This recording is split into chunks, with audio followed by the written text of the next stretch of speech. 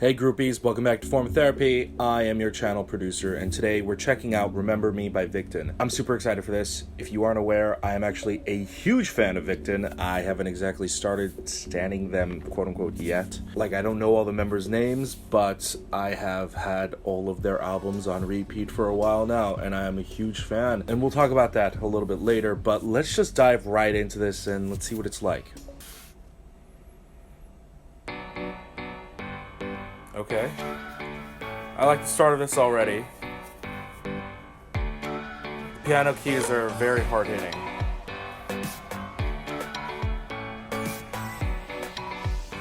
This sounds very familiar, I don't know why.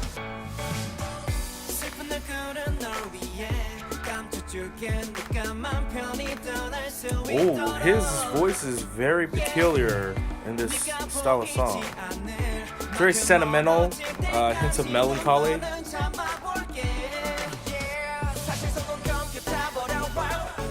Him too, wow.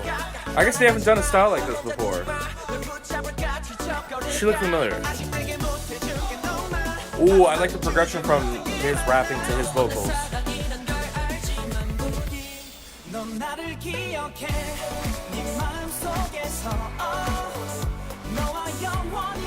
Okay.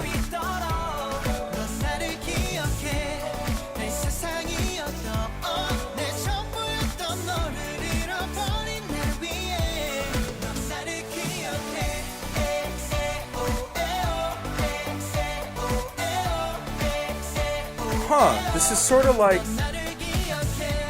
this is dancehall. Oh, that's interesting. Okay. Oh, it's Hyung from A-Pink.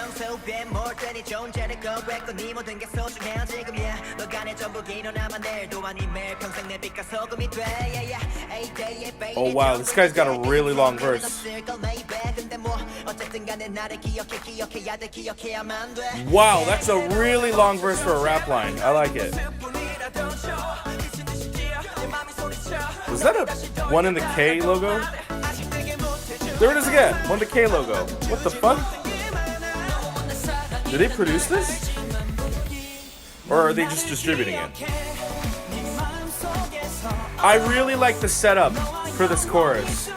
Sejun's voice is really, really nice.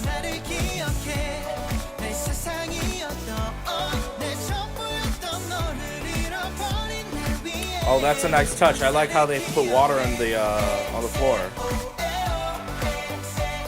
Yeah, I felt like the first part, the footwork, it was lacking a little pizzazz. Like, just visually. Adding the water to the ground and having, like, especially a pink floor makes it really stand out. Oh.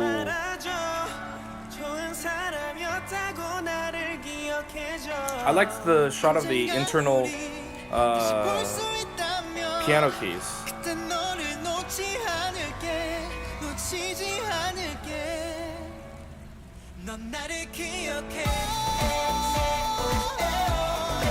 Oh man, this is straight up dancehall. How did I not notice earlier?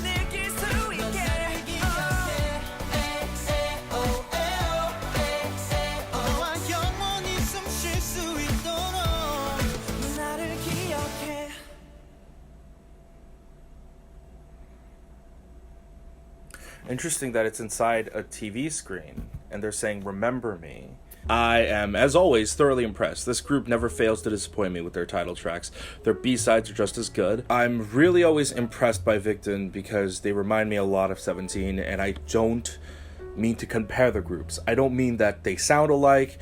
I don't mean that they're copying each other. No, that's not what I mean. I mean that, like 17, when I first discovered them, I see this raw potential to be so big, so huge, because there is something about them that has this very unique flair, and if they can capitalize on that, and if they can continue to build on that, I think they can be truly something great. And I keep getting that vibe from Victon. Victon, even if their songs are produced by other people, they somehow can find a way to make that song their own and to add a particular flair to it. I think a lot of it helps helps with the fact that they have rappers and singers with very unique sounding voices with very unique ranges. But I think what also helps is that Victon is always willing to change up their style. I mean, Victon's had 4 title tracks now. Their debut track, Eyes, unbelievable, and now we have this one, and none of the 4 songs are alike in any way whatsoever. And I dig the fact that they keep changing up their genres too. I think their debut track was a lot more chill, and I think Eyes heavily relied on like more synths and like electronic tones, and Unbelievable was like pure punchy pop, and this one is dancehall. I really like the incorporation of dancehall. Whoever composed this, I think I heard somewhere that it was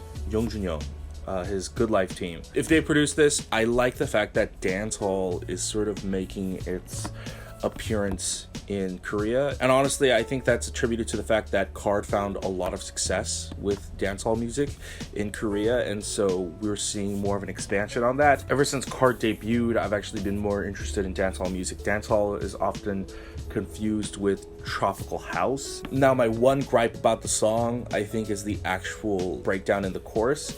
I think the setup's really good. When Sejun sings, and then whoever's the second guy, when he sings as well, I think their part's really good. And then when it gets to the part where they just go oh, that part's a little weak. I wish it was a little bit stronger. If you listen to like Don't Recall by KARD, their chorus is very, very loud. You know what I mean? And this one, it's a little weak. It kind of sounds like those typical weak EDM drops, you know? But I think that the song is still like, honestly, like a solid 9 out of 10. Like, that's really high. I just, you know, obviously, like, it sounded like I shit on the song. Really, I'm not. It's just a small little gripe I have about the song. But this song's like easily a 9 out of 10 for me. But when it comes to the actual production of the music video, what stood out to me was they're saying, remember me, and their performance was captured inside the television box, as if like they're watching their memories, they're watching each other. And I actually want to study this music video deeper. Like, why was Sejun being chased by a plane? Like, what exactly was going on with that? One of the rappers, he had like a camera and a Polaroid. One of the singers, he had like the cassette player. Like, all of that links to memories, you know, like remembering someone, whether it's through photographs or recorded messages and mixtapes. So I liked a lot of the symbolism there, and I appreciated the production of the music video.